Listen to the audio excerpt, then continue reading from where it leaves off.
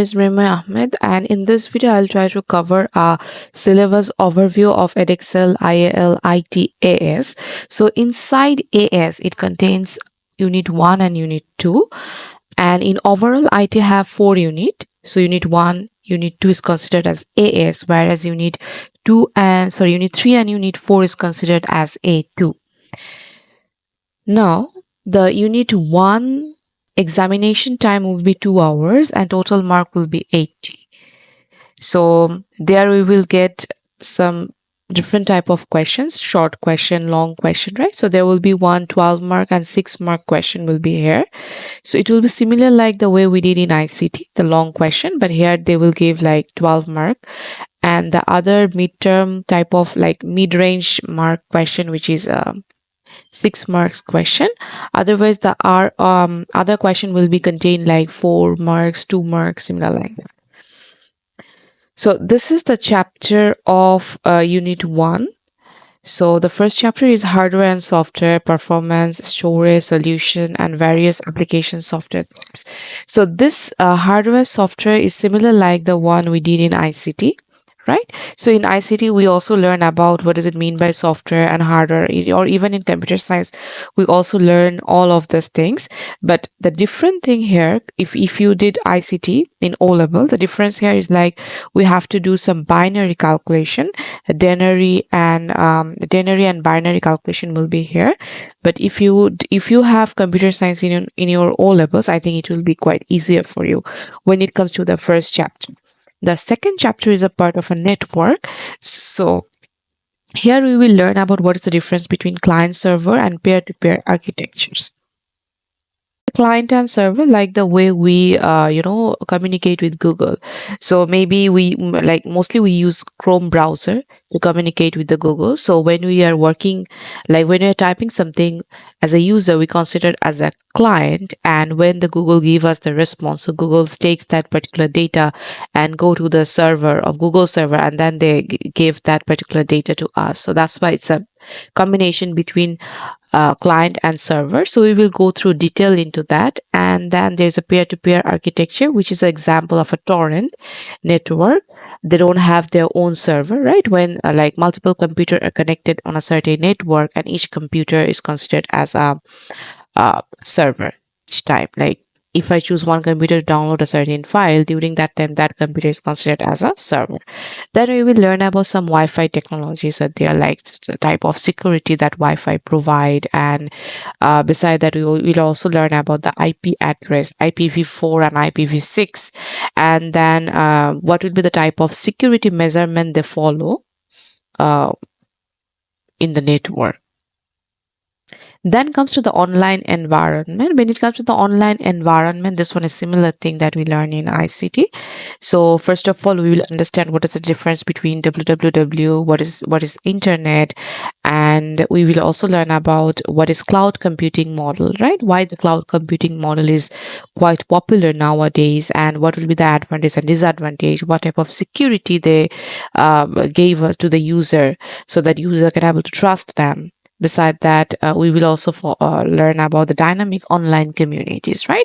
So we have a Reddit, and then we have a Facebook community. So there we can join a different type of communities based on our interest. What will be the advantage and disadvantage?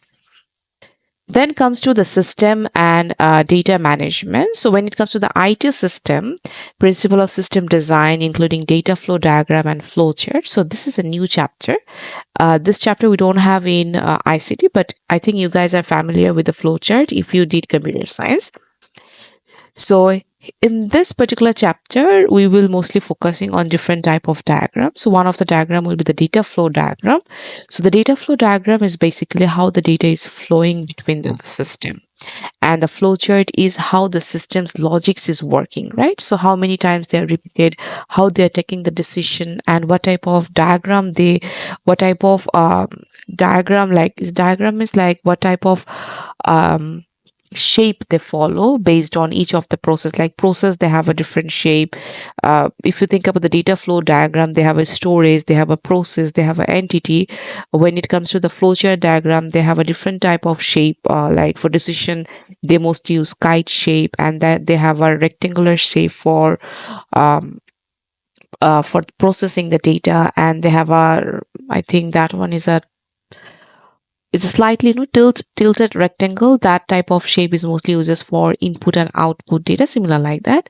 And then comes to the data and databases. So in this chapter, we will mostly focus about the SQL query language, right? So in ICT, we did the data and database, but when we did the query type of thing in ICT, during that time, we didn't use any type of SQL query language. But if you want to see how it looks like, you can go to W3 schools and you can search about the SQL queries. There you can able to see that we have to use different type of language. This is the real thing that we use mostly in the real world when we write any of the query, right? The thing we learn in the ICT, that one is not the actual way when you work in a real working environment. So this is the way we have to use this type of query language when you are working in a real, company. So during that time, you have to know a different type of query language, how you can fetch data or how you can search a specific data from the database, similar like that, how you can merge two table by using a query. Like you can think about this as a programming language. It's actually not a programming language, but you can think like that. This is a type of language that people need to write it on the MS Access or maybe SQLs. My admin, there's a my PHP admin, there's another SQL database. So there they uses this type of query language to get the data they wanted. And beside that, we also learn about what is mean by primary key, foreign key, what will be the relationship, one to many, many to many, similar like that. Then it comes to wider IT issues. So wider IT issues is, I think this one we also cover in ICT and computer science as well. So environmental impact, and then data protection. So environmental impact is like how IT device, like what is the disadvantage, like there's a lot of IT device are increasing day by day, right? So what will be the advantage, and mostly what will be the disadvantage, how it is impacting our environment. Then comes to data protection. So when it comes to the data protection, what type of legal things that we can follow so that we can save our personal information. Beside that, what type of security features, data security we can follow as a best practice so that our data won't leak, right? Then comes to legal and copyright. So it's like for the digital product, right? Suppose I create one of the images and then I upload on my Facebook, and someone can able to copy that particular image and maybe post it in their Instagram. So how we can able to provide a different type of copyright and legal protection for the digital product. So we will learn about that here. And then comes to the smart cities. Like for the smart cities, mostly the question came is like what will be the advantage and disadvantage when it comes to the smart city, and how we can use smart cities to make our environment more better compared to before. So this is like this. So mostly when it comes to the 12-mark question, it mostly came from the wider IT issue and the online environment. From this chapter, we mostly get the 12 or 6-mark question. Yeah, now move to the next one. So in unit 1, this is considered as a little bit harder because in ICT, or maybe I think in computer science we have flowchart, but in ICT most of the students they came from the ICT. So the thing is that we don't have this type of diagram. So that's why we need a little bit more time to get the idea about how the network diagram, data flow diagram, flowchart, and ERD diagram works, right? So when it comes to the network diagram, is actually how we can able to connect different type of network computer together, and we can create network architectures like that. So inside the network architecture, we have to use like a different type of router, server, computer, switch, and then Wi-Fi. So this way we are, connecting different type of devices together. And then we came up with a network diagram. Now, when it comes to the data flow diagram, mostly for each and every diagram, they will give you a scenario. So based on the scenario, you have to write it. So for the data flow diagram, sometimes they complete it, some of the part, and then they make it blank for some of the part, or even sometimes they also didn't complete anything. They just give you a scenario, and based on that, you have to create a data flow diagram. When it comes to the flowchart, I think flowchart, you guys mostly are familiar with it. This is the common one. So this one is actually how system works. Well, how many times the system iterate, how the system take the decision. Similar that way we use flowchart. And when it comes to the ERD diagram, so when it comes to this unit 1, unit in ERD diagram is mostly based on the relationship, like where we have to put the foreign key, where we have to put the primary key, and then you have to label it, similar like that. Yeah, so this is the end of unit 1 explanation. I think you can able to understand what does it mean by this. But still, if you have any problem regarding that, you can ask me in the comment section.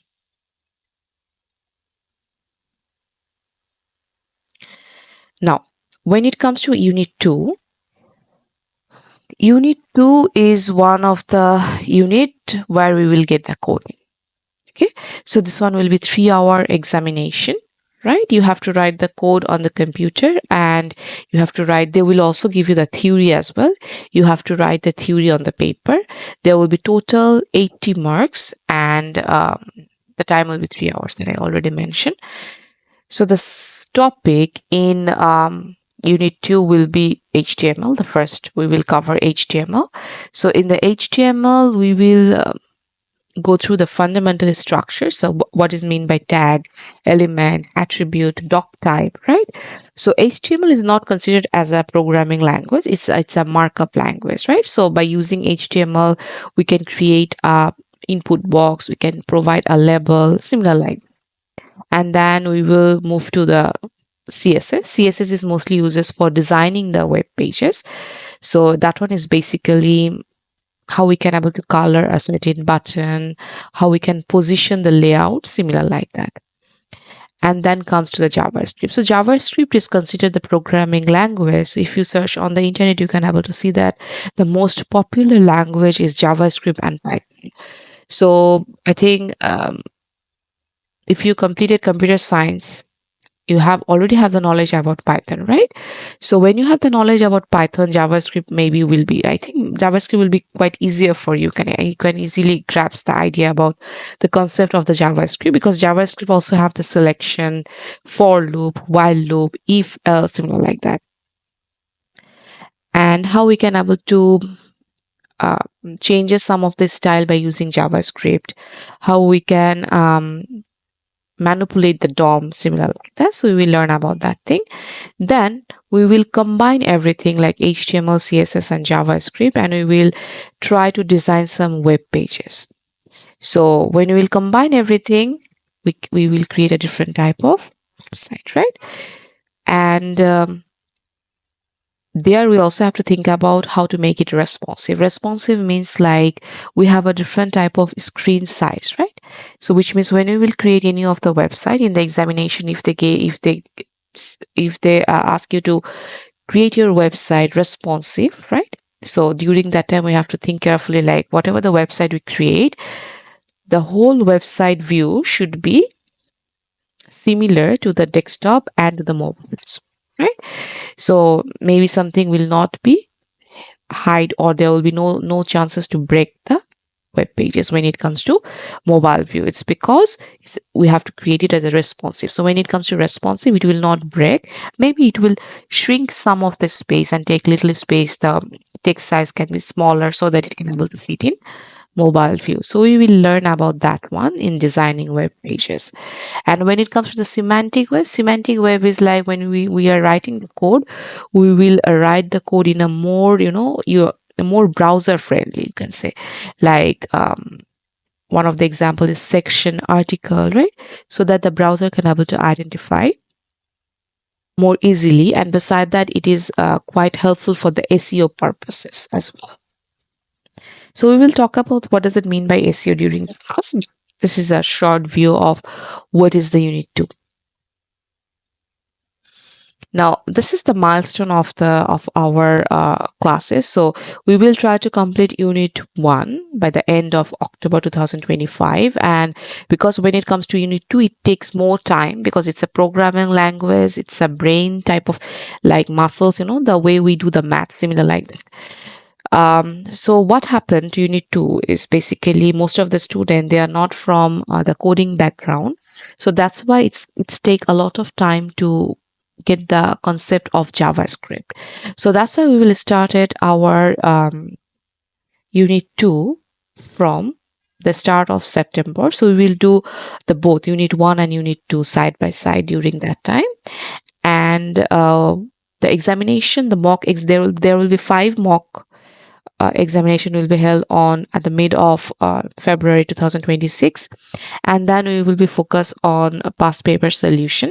So the past paper solution we also started at the mid of February 2026. So our classes will be taken online, and the date will be Monday and Thursday at 8 p.m. There will be recording will be given. Each class recording will be given to you. There will be a worksheet. Like when you will complete the topic, I will give you a worksheet which will be based on question paper, or even I create by myself. That one I also give you so that it will, help you to get the basic concept when it comes to Unit 2. Then we will also get the topic based test. So which means when you will complete one chapter, there will be test on it. And then obviously the mock test that I already mentioned. Okay, so this is the end of a short overview how the ITAS will look like. So if you have anything to ask, you can tell me, or you can message me in the WhatsApp. Thank you for listening.